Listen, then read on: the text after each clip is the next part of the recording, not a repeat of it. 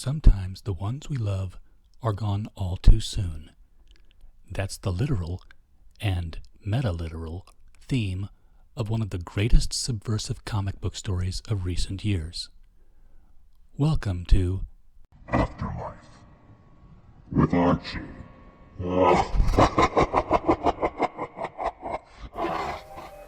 Critical Blast, where pop culture gets blasted. This is the way the world ends, with the love of a boy for his dog, and his friend, who he happens to know is a witch. Welcome to Afterlife with Riverdale by Roberto Agari Sacasa and artwork by Francesco Francavilla. Now, if that first name sounds familiar, you're probably a fan of Riverdale, as Mr. Aguirre Sacasa is the showrunner on that franchise. But before he was doing a macabre take on the world of Archie, he was doing a macabre take on the world of Archie. In this case, it was Riverdale and Greendale meet The Walking Dead.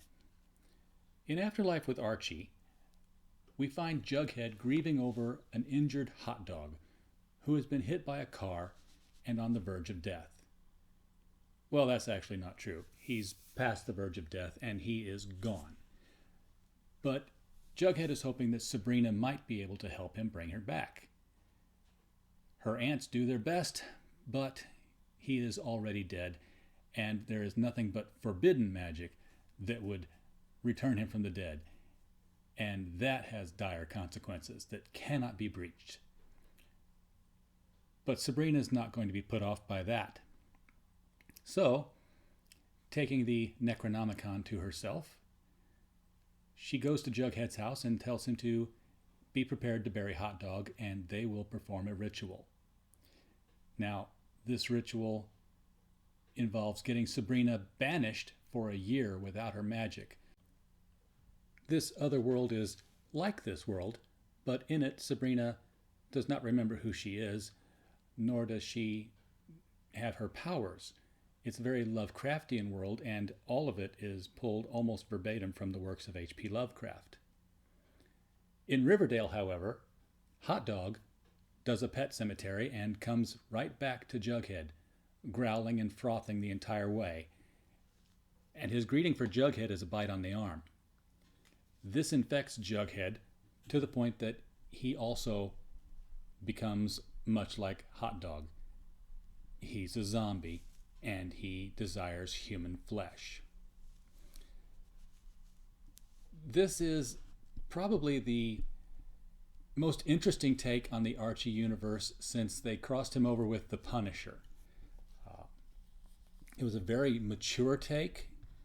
This was not a for kids comic, but it was one of the most compelling reads that was on the stands at the time it was being published back in 2014. Very quickly, we see much of the standard cast of Riverdale wiped out and turned into the zombie apocalypse. I mean, if you're starting with Jughead, you're already starting with one of the primary characters of the series, and he is beyond gone. Following him are Ethel Muggs, Principal Weatherby, Ms. Grundy, Coach Cleats, and the list goes on. The happenings take place at the time of a school Halloween dance. So the kids are already in costume, and when Jughead shows up infected, they believe he's dressed up just like them, which allows him to enter and begin wreaking havoc and murder. And as he, of course, bites and scratches, the others become immediately infected and join him in this massacre of the students and the faculty. Some of them escape and they make their way through Fox Forest, which you'll also recognize from Riverdale, and take refuge in the Lodge Estate, it being the safest place in town, fortified against such things. Archie, of course, is going to be the hero of the tale, and he's going to try to find a way to see if there are others out in town who need to be rescued. This leads to a very, very heartbreaking scene where Archie finds that his father has already been infected and has to defend himself against Fred Andrews with an assist from his loyal dog, Vegas, who gives his life in the attempt so that Archie can survive and make his way back to the Lodge estate. Picking up some people from town along the way, including Nancy and Ginger, who are taking the place of Cheryl and Tony as being the lesbian couple working in secret in Riverdale. Of course, in Riverdale, they're not all that secret. They're quite out and open. In Afterlife with Archie, it was very much a closeted thing that they were hiding. Speaking of Cheryl and Jason Blossom, this would be the first time you start to get that Flowers in the Attic vibe from the twins. Sakasa carried that over from Afterlife with Archie over to Riverdale. And it was a very, very creepy feeling that you'd get in this. It's a different dynamic than the one that you see in Riverdale, which is saying something because the one in Riverdale is already beyond creepy. In this one, Jason was more aggressive and more possessive of Cheryl. And things happen to Jason as the uninfected come together that question whether or not zombies got him or if Cheryl had enough of him. It's a very powerful story that we don't get to hear, but the other girls do get to hear from Cheryl, and you can see that they're visibly shook by the tale they're told, and they don't share it with the audience, but the audience can sort of fill in the blanks on that one. The town has been quarantined by the government at a certain point, and there's no way out or in for help. So what's going to happen is the survivors are going to make their way out into the woods and try to make their way to the next town. Of course, they smell really good because they're live meat, and they're going to be pursued by these zombies through the woods, which means they have to be forever on guard and taking down these zombies to survive. Fortunately, they have some pretty good fighters in their midst, plus all the weapons from the Lodge estate. Cheryl is also an archer in this one, so that's something else that had come over from the Afterlife with Archie to the Riverdale show. There's a scene where she and Kevin Keller both are shooting arrows at a zombie and take him down. He tells her next time to call it, and he calls her Ginger Spice, and she retorts back calling him Queen Arrow. So there's some of that interplay that you're used to in Riverdale.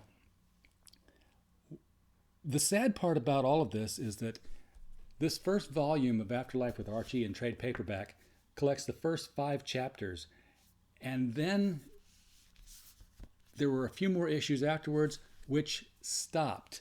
Now this whole saga was at least 3 story arcs worth of story. What we got was this first story arc with a cliffhanger, and then a second story arc which ended short of finishing it. That story arc being Betty R.I.P., which found Reggie Mantle undergoing a temptation to get zombie Midge returned back to normal and be his, and entirely his, and subjected to his will. This is something where we see Reggie's obsession with Midge play out throughout the book. Reggie's also responsible for the hit and run on Hot Dog, so guilt has been plaguing him the whole time. Not just because now that he's killed Hot Dog, but also because he was the catalyst for this zombie apocalypse to take place. And he agrees that all he's got to do to have Midge for himself is to kill Betty Cooper. And that is the last time we have seen anything of Afterlife with Archie. Even the trade paperback, Betty R.I.P., is in limbo, with rumors that the story arc would be wrapped up in the trade, but we're seeing nothing from that. This was something that had at least 36 to 45, maybe even 50 issues of life in it. But unfortunately for those who loved the Afterlife with Archie series like I did, Roberto Aguirre Sacasa was offered the Riverdale show, and he can only do so much. So I'm sure Riverdale paid a lot more than Afterlife did. Archie Comics, seeing that there was a market for the horror series, canceled Afterlife with Archie and canceled its sister title, Chilling Adventures of Sabrina, Chilling Tales of Sorcery with Sabrina, rather, and moved on to stories like Vampironica and Jughead the Hunger, both of which operated in different story universes, certainly different from the Afterlife with Archie universe, and neither one of them really as macabre or as layered as the Afterlife with Archie. They're both horror titles, but they don't have nearly the depth and the characterization as was found with Afterlife. Hopefully someday the Betty R.I.P. volume will be done, and who knows, maybe once the Riverdale gang has graduated college and moved on with their lives and we get away from the whole Dawson's Creek version 2, Mr. Sakasa will come back and pick up a pen for Afterlife with Archie to continue it. I know I'll be here waiting for it, if I'm not dead.